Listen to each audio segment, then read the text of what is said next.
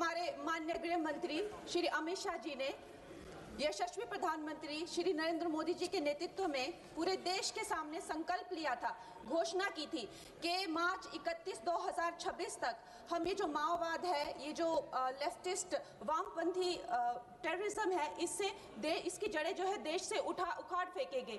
और आज इस सभा के द्वारा, इसके माध्यम से मैं हमारे गृह मंत्री जी को, हमारी सरकार को बहुत बहुत शुभकामनाएं देती हूँ। ये संकल्प सिद्ध करने के लिए उनकी बहुत सराहना करती हूँ।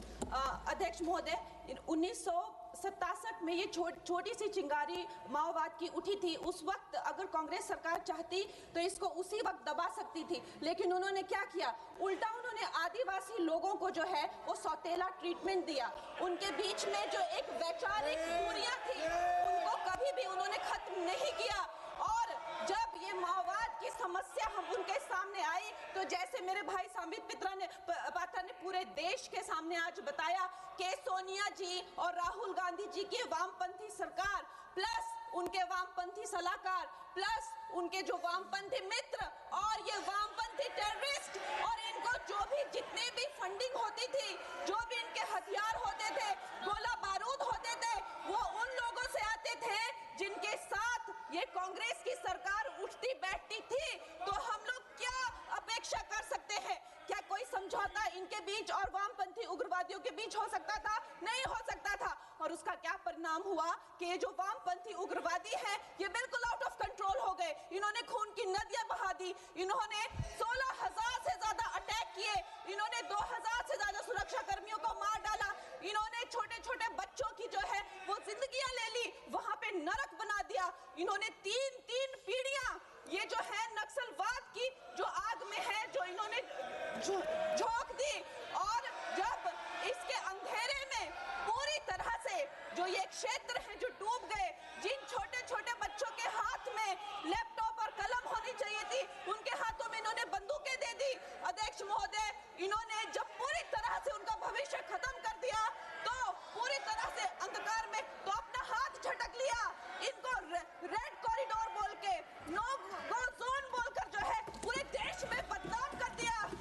हम भी फिल्म इंडस्ट्री में हम सोचते थे कि इतने अच्छे जंगल हैं, वहां जाके कोई गांव की शूटिंग करते हैं, अच्छा कोई गाना बनाते हैं, लेकिन उस टाइम की जो व्यवस्था है वो क्या कहती थी, अरे ये जो आदिवासी लोग हैं ये बड़े ही उग्र होते हैं, ये देश के साथ नहीं रहना चाहते, वहां शूटिंग मत करिए। खुद की असफलता छुपाने के लिए इन्होंने पूरे देश से जो है आदिवासी समाज को इन्होंने आइसोलेट कर दिया। लेकिन हमारे प्रधानमंत्री श्री नरेंद्र मोदी जी कहते हैं कि रात चाहे कितनी भी लंबी हो वो रात ही है, सवेरा होना निश्चित है।